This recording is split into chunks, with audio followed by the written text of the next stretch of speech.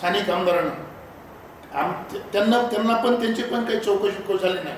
तर आमचं असं म्हणणं आहे की ज्या चाचण्या झाल्या, ज्या चाचण्यामध्ये जे आलं समोर, तो अहवाल महाराष्ट्रासमोर ओपन करावा आणि ज्यांच्या सांगण्यावर हे प्रकरण झालंय किंवा घडलंय त्यांना 120B खाली परळीचे स्थानिक आमदार धनंजय मुंडे साहेबांना आरोपी करावा, अशी आमची या परिस्थितीत मागणी आहे.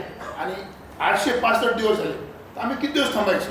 यापूर्वी आम्ही परळी शहर बंद केलं, रस्ता रोको केला, तरी आम्ही ह्या शासनाला आणि ह्या प्रकरणाचा तपास आणि आरोपींना अटक करण्यासाठी 20 मार्चपर्यंत आम्ही मुदत देणार आहे. आणि 20 मार्च नंतर आम्ही शासनाला कळवून कलेक्टर असतील, मुख्यमंत्री असतील यांना पत्र देऊन पुन्हा आणखीन आम्ही गावात सासर आणि माहेर कनेरवाडी गाव म्हणजे आमच्या महादेव मुंडेंच्या पत्नीचं माहेर आणि सासर म्हणजे महादेव मुंडेंचं गाव बोपला, या गावाच्या वतीनं म्हणजे सासर आणि माहेरच्या वतीनं 20 मार्चच्या नंतर आम्ही पुन्हा रस्ता रोको करू, शहर बंद करण्याचं आवाहन करू. का तर या लोकांना परळी शहरात महाराष्ट्रात एकच आहे की महादेव मुंडे खून प्रकरणाचा तपास लागला पाहिजे, आरोपींना अटक झालं पाहिजे. हे प्रकरण पुन्हा घडून आणलं, हे प्रकरण कुणाच्या म्हणण्यावर आलं? त्या ब्रेन बँकिंगच्या चाचण्या आहेत, ज्या चाचण्या झाल्या त्या चाचण्यामध्ये काय काय आलं हे सर्वसामान्य लोकांसमोर ओपन करावं असं महाराष्ट्राची आणि आमची आणि परळीच्या जनतेची इच्छा आहे की यामध्ये कुणा काय काय केलं हे महत्त्वाचं आहे.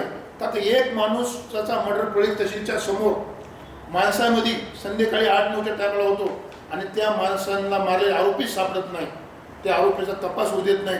ते कसा दबाव टाकला स्थानिक आमदारांना त्या टायमाला तपास होणे म्हणून, आणि तो तपास थांबल्यामुळं महादेव मुंडेंच्या आरोपीला जर तात्काळ अटक केलं असतं तर पुढचे बापू आंधळे प्रकरण आणि संतोष देशमुख प्रकरण हे झालं नसतं असं आमचं आज ठाम मत आहे.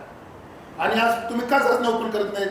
जेवढ्या लोकांना तुम्ही 300 लोक तपासले म्हणतायत, SIT प्रमुखांना माझी विनंती आहे, SIT तपास अधिकाऱ्यांना तुमच्या समोर जे आले आहे त्या लोकांना तुम्ही तात्काळ अटक करा. आणि हे पुन्हा घडवलं, हे पुन्हा करायला लावलं, त्यांच्या जबाबामध्ये आलेलं आहे.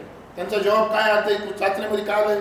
आम्हाला जी माहिती चाचण्यामध्ये आलेली आहे की हे प्रकरण आम्ही स्थानिक आमदार धनंजय मुंडे यांच्या सांगण्यावरून केलं आहे असं त्यांच्या चाचण्यामध्ये आल्याची आमच्याकडे प्राथमिक माहिती आहे.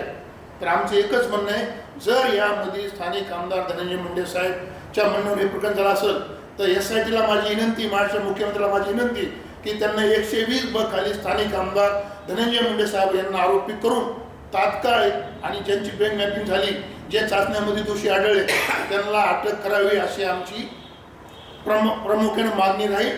आणि जर ह्या मागण्या आमच्या पूर्ण नाही झाल्या, याचा जे ब्रेन मॅपिंगचे अहवाल जर ओपन नाही केला, यात आरोपी कोणी त्यांना अटक जर नाही केली तर आम्ही 20 तारखेनंतर सासर आणि माहेर कनेरवाडी आणि भोपला या गावच्या माध्यमातून आम्ही आमच्या भगिनीला स्वतः घेऊन रस्ता रोको करू, परळी शहर बंद करू. आज आम्हाला एकच वाटतं की आमचा एक घरचा माणूस आमच्या सांगतो, कुणी कुणाला प्रत्युत चलावून संपण्याचा प्रयत्न करीत नसते. तुम्ही किती लोकांना प्रत्युत चलावून संपलं परळीतल्या? मी 10 नावं घेतो: संगीत ढिगोळे, किशोर फड, बापू आंधळे, बंडू मुंडे, पांडू गायकवाड, असे 10 लोकांना तुम्ही परळीच्या प्रत्युत जाऊन संपलं ना. त्याच तुम्हाला वाटलं नाही का? आणि तुम्हाला राजकारण आहे, तुम्हाला प्रत्युत जाऊन संपायचा प्रश्नच येत नाही कुणाचा. तुम्ही लोकांना प्रतिस्वाद खूप लोकांना मृत्युमुखी पाडले. आज महादेव मुंडे प्रकरणामध्ये सुद्धा तुमच्याच म्हणण्यावर खून झालाय असा आमचा स्पष्ट तुमच्यावर आरोप नाही. सगळे येणारे पुरावे चाचण्या झाल्या, त्या लोक ज्यांच्या चाचण्या झाल्यात ब्रेन मॅपिंगच्या त्यांनी त्याचं नाव घेतलंय. तर तेव्हा त्यांना संपविण्याचा प्रश्न उठण्याचा संबंध नाही. त्यांना खूप लोकांना संपविलंय, खूप लोकांना प्रतिस्वाद उठवलंय.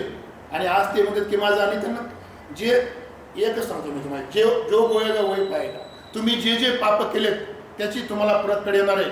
मग संतोष देशमुख असतील, महादेव मुंडे असतील, यांचे खून कुणाच्या म्हणण्यावर झाले? धनंजय मुंडेच्या म्हणण्यावर झाले. सगळे पुरावे तुमचे खून कुणाला गेले, किती लोकांनी बोलला तुम्ही, खून कधी झाले, काय झाले, त्या सगळ्या गोष्टी आहेत.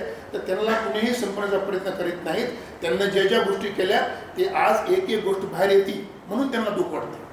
तर पूर्ण तपास यंत्रणा पालकमंत्री असल्यापासून त्यांच्याच म्हणण्यावर चालत होती. परळीचं पोलीस स्टेशन सगळे पोलीस त्यांच्या म्हणण्यावर काम करत होते. आणि आता पण एवढे खून झाले कुठं काही झालं नाही. पण आज कुठंतरी तपास यंत्रणा SIT नियमाप्रमाणे काम करून त्यांचं कुठेतरी इन्व्हॉल्व ह्या प्रकरणात आलेले आहेत, संतोष देशमुख असतील, महादेव मुंडे असतील, तर त्यांना आज ते वाटतंय तुम्ही केलंय म्हणून तुमचे नाव आले. तपास यंत्रणा काही मला नाव घेतलेत ना कुणाच्या. तपास यंत्रणा तुम्ही आतापर्यंत दाबून टाकल्या होत्या, त्यांना तपास करू देत नव्हतो. आज तपास झाले, तपास यंत्रणेत तुमचे नाव आले. त्यामुळे माझी आजही स्पष्ट मागणी 120 खाली स्थानिक आमदार धनंजय मुंडे साहेबांना आरोपी करून अर्थात काय अटक करायला पाहिजे. या असं धनंजय मुंडे यांनी पोलीस प्रश्नावर इथल्या PIवर सगळ्यावर दबाव आणला की महादेव मुंडे प्रकरणामध्ये राजू वापगड व इतर 5 लोकांना आरोप करा. त्याचं कारण काय होतं, विधानसभा समोर होती आणि मी आदरणीय शरदचंद्र पवार साहेबांच्या पक्षातून उमेदवारी मागत होतो. माझी उमेदवारी निश्चित झाली, त्यांना कुठेतरी मला उभा टाकू द्यायचं नव्हतं. म्हणून मला या प्रकरणात आरोपी करावा असं धनंजय मुंडे यांचं मत होतं. आणि मी तुम्हाला सांगतो, संतोष देशमुख प्रकरणात सुद्धा जर ब्रॅम मार्किंग चाचण्या केल्या आरोपींच्या, तर तो सुद्धा मर्डर धनंजय मुंडेच घडून आणला, असंच पुढे येणार आहे. सांगितलं नाही म्हणून तेच म्हणतो की आम्ही अहवाल ओपन करा, अहवालामध्ये काय काय झाले, चाचण्यामध्ये काय काय झाले, चाचण्यामध्ये कुणाची नावं घेतलीत आम्हाला माहिती आहे. स्थानिक आमदार धनंजय मुंडे साहेबांचंच नाव चाचण्यामध्ये आलं की त्यांच्या सांगण्यावरच स्वर्गीय महादेव मुंडे यांना मारण्यात आलं.